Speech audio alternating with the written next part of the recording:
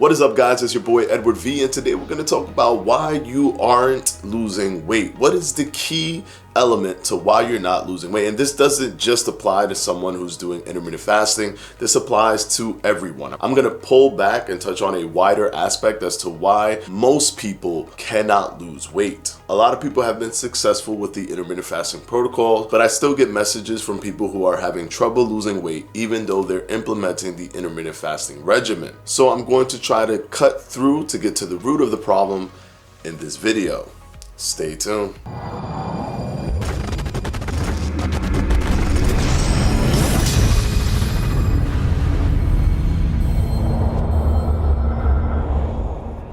Alright guys, quickly before I start, this video is sponsored by me, Fledge Fitness. If you haven't gotten the Fledge Fitness jump rope yet, you know these bad boys always sell out, so get them while they still last. Only $16.50 with an ergonomic design, a swivel design for maximum speed. You can't go wrong with the Fledge Fitness jump rope. The link will be down in the description below. You can go ahead and click there and it'll get you right to the Fledge Fitness jump rope. Now let's go ahead and jump right into the video. I know that you guys do intermittent fasting. My audience focuses a lot on intermittent fasting, and I'm going to mention why intermittent fasting can actually be beneficial in regards to what I'm going to talk about. Now, what I'm going to say is going to annoy a lot of people, but this is the true element as to why you're not losing weight. And what's that element?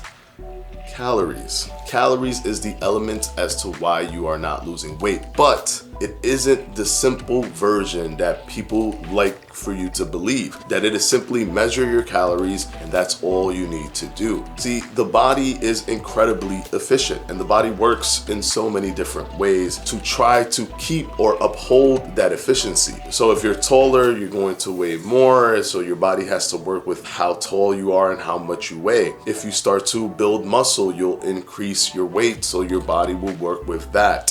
So your body is always trying to create efficiency. Taking that into account, the calories out portion is what brings the complexity. Calories in has its issues, but it's the more simple part of this entire process. The calories out portion is much more varied. One thing that I definitely want to talk about is a lot of people have this intense fear of metabolic damage or destroying your metabolic rate because you're starving yourself and going into this starvation mode. Thus, your metabolism is completely destroyed and there's nothing you can do now. We need to replace those terms like starvation mode, destroying your metabolism, and put the correct word in there. It isn't that you're in starvation mode or destroying your metabolic rate or any of these things. It's metabolic adaptation, which is not permanent. Metabolic adaptation is a free-flowing system that just adapts to the efficiency of how much energy you're bringing into your body.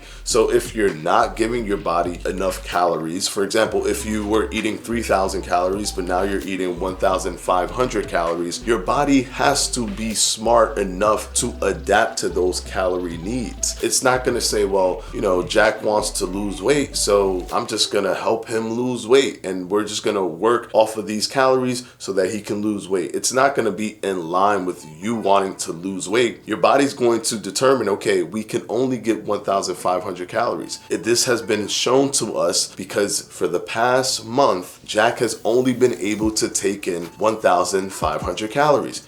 So we need to make sure that we can power the heart, that we can power the liver, that we can power the lungs, that we can retain muscle, that we can power the kidneys, the brain, his activity. We have to power these things. So we have to be efficient with the calories that we have. It starts to do things in your body to provide energy efficiently. Thus, it burns less fat or burns less stored body fat because it needs less internal calories to provide that energy. It's settling itself. And at the same time, your body is changing. You're losing weight. So the less weight you are, the less energy is required. So you will be constantly having to adjust your caloric intake. You can't just eat at one specific caloric intake and be consistently always losing weight. You have to adjust due to your metabolic rate. Now, retaining muscle is something that can assist you in increasing your metabolic rate, since it's the primary driver for your metabolic rate. So you want to always try to build muscle, always try to retain muscle. That's something that you want to do, because that's always going to help you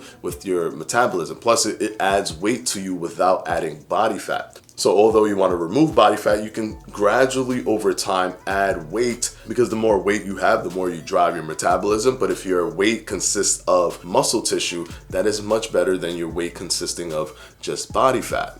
Now, another element of the calorie system of what you're eating and how much you're eating and all of these different things are the hormonal elements. Because just to say that it is psychological is a bit simple. It's a simple way of thinking about the entire process, because your body is actually fighting against you to be at this reduced caloric intake. Your body will notice that you are at this reduced caloric intake, and it will try to increase things like ghrelin to make you hungrier.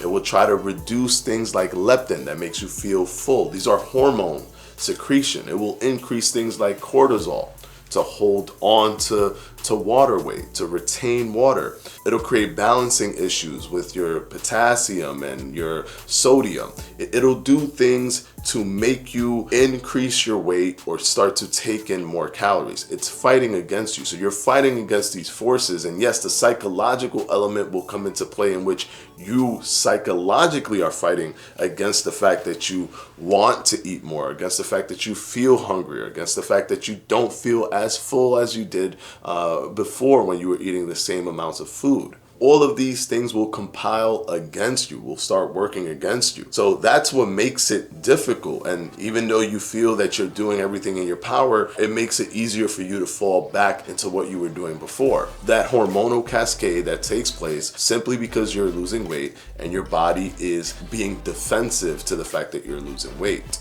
But one of the biggest issues when it comes to this entire system is that most people don't even truly know how much they're eating on a daily basis. Now, this is the part where everyone gets a little offended.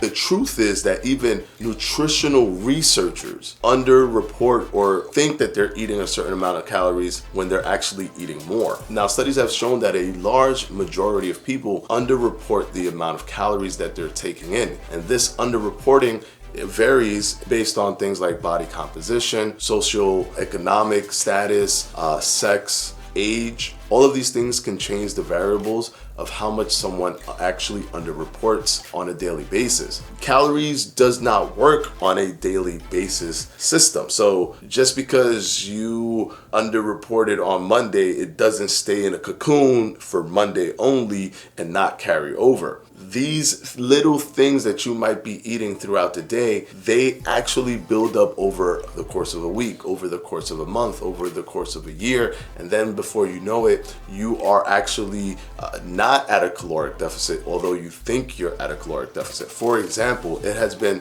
observed by many researchers that things like when people eat while inside of a car, for some reason, psychologically, people either forget or don't think that it's significant enough, because they tend to eat little snacky things or just a few things in the car before they get to work or before they get home, and they just don't consider that something that should be part of the equation. But that's something that carries calories. When people are eating chips or when they're eating things like bar food, for example, alcohol. Usually when you're drinking alcohol, it's in a social environment.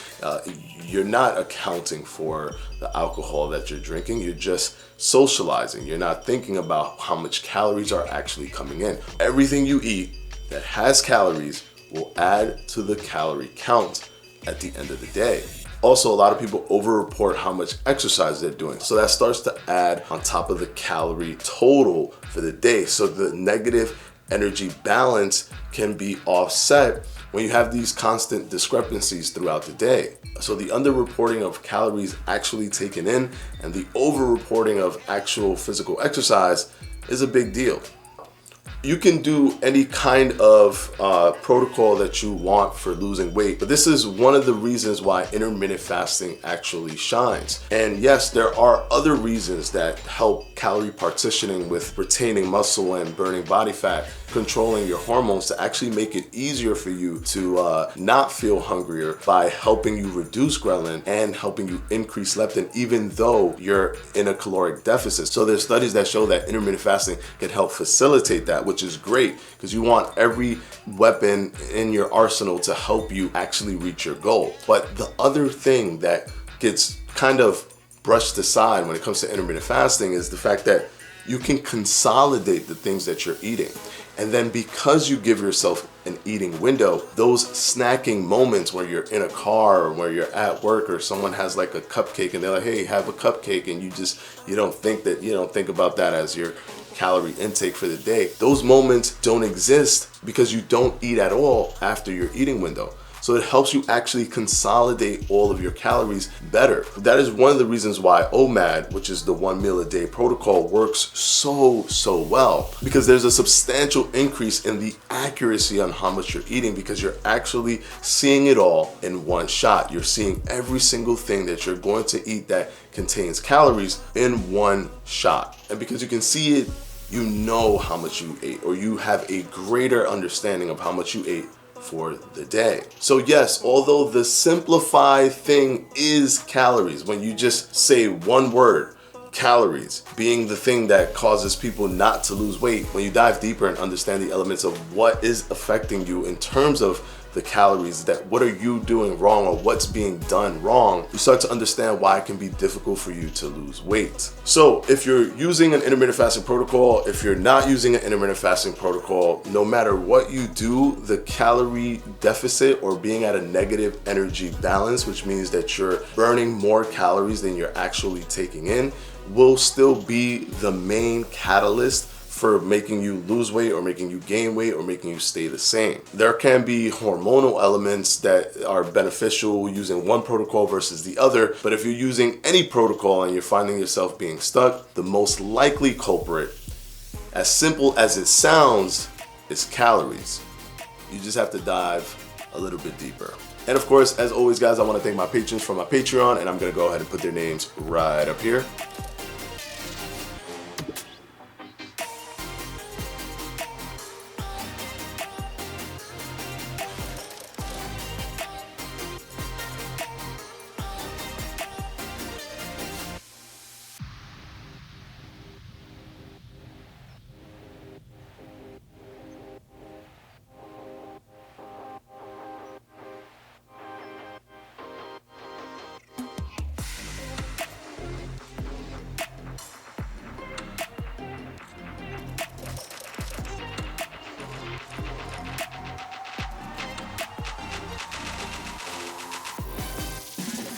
And of course, as always guys, I'll see you on Sunday for another FAQ. Peace!